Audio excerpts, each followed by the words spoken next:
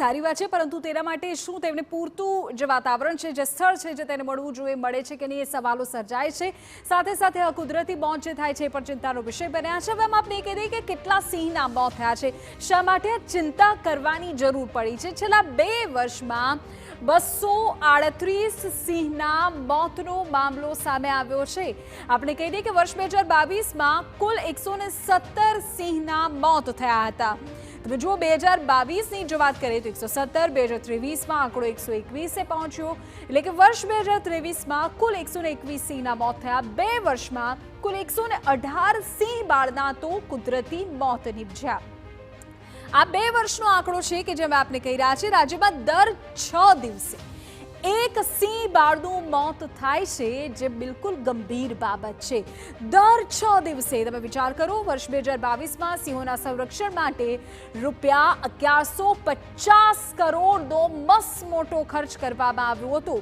વર્ષ 2022માં 1150 કરોડનો ખર્ચ કરવામાં આવ્યો શેના માટે? સિંહના સંરક્ષણ માટે। હવે 2023ની વાત કરીએ, 2023માં સિંહના સંરક્ષણ માટે 1626 કરોડનો ખર્ચ કરાયો। જે ખર્ચ કરવામાં આવે છે તે રકમની સંખ્યા સતત વધી રહી છે, પરંતુ શું એ એટલા પરિણામો આપી શકે છે ખરા, એ સવાલ અહીં અત્યારે સર્જાઈ રહ્યો છે। બીજી પણ કેટલીક મહત્વપૂર્ણ વિગતો આપણે અત્યારે આપી છે કે જવાબદાર કોણ છે આ પ્રકારની ઘટનાઓ પાછળ। રેલવે લાઇનને કારણે સતત સિંહના જીવ પર જોખમ ટોળાય છે। કેટલીય વખત ટ્રેનની અડફેટે આવવાથી સિંહના મોતની ખબરો આવે છે। રેલવે ટ્રેક પર સિંહના મોતની સંખ્યામાં તો સતત ને સતત વધારો થઈ રહ્યો છે।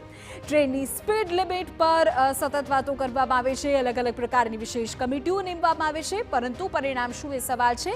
રેલવે ટ્રેક ફરતે ફેન્સિંગનો અભાવ પણ એક મુખ્ય કારણ છે કે જે આ સિંહના મોત માટેના કેટલાક જવાબદાર કારણોમાંનું એક છે। 90 કિલોમીટરનો એ રેલવે ટ્રેક કે જેને ફરતે ફક્ત 15 કિલોમીટરના ટ્રેક પર જ ફેન્સિંગ છે। અન્ય જે આખો વિસ્તાર છે ખુલ્લો છે અને ત્યાંથી જો સિંહ પસાર થાય, ટ્રેન આવી રહી હોય તો પછી મોતની ઘટના તેવી બને છે। ખેતરોમાં લાગેલી ઇલેક્ટ્રિક ફેન્સિંગથી પણ ઘણાય સાવજના મોત થયાની ખબરો સામે આવે છે। ખેતરોમાં દિવાલ વગરના કૂવાઓ પણ સિંહ માટે ખતરારૂપ બને છે। ઘણી વખત કૂવામાં ખાબકી જવાથી પણ સિંહ કે સિંહ બાળના મોત થયાની વિગતો સામે આવતી રહી છે। વનમાં નાઇટ પેટ્રોલિંગ કેટલું થાય છે, ટ્રેકર્સની નિમણૂક કેટલી છે, એ તમામની વચ્ચે એ દાવાઓ પણ પોકળ સાબિત થાય છે જે વન વિભાગ દ્વારા કરવામાં આવે છે। જો ગીરમાં 30,000 ચોરસ કિલોમીટરનો વિસ્તાર એવો છે કે જ્યાં સિંહોના પરિવહન માટે છે। હવે આ 30,000 ચોરસ કિલોમીટરનો વિસ્તાર શું પર્યાપ્ત છે કે નહીં એને સમજવાનો પ્રયત્ન કરવો છે। અત્યારે તમને કહી દઈએ કે આ વધતી વસ્તીને કારણે પરિસ્થિતિ એવી છે કે ગીરનું જંગલ હવે ટૂંકું પડે છે સાવજોને, અને પરિણામે તેઓ એમના વિસ્તારમાંથી બહાર આવી રહ્યા છે।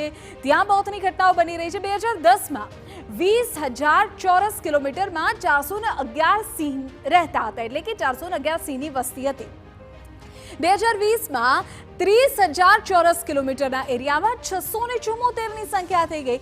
સિંહની વસ્તી વધે તે માટેના પ્રયત્નો થવા જોઈએ, ખૂબ આવકારદાયક છે, પરંતુ સાથે સાથે એના માટે પૂરતી જગ્યાઓ છે કે નહીં। ગીરની બહાર વિવિધ સ્થળો પર સિંહનો વિસ્તાર વધ્યો છે। તમે જુઓ, રાજકોટ સહિતના વિસ્તારો સુધી, ભાવનગર સુધી સિંહ પહોંચી રહ્યા છે।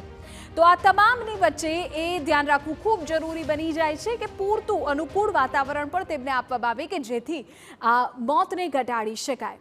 આ સાથે જ એક બ્રેક બાદ રોકાય છે। આપ જોતા રહો TV9।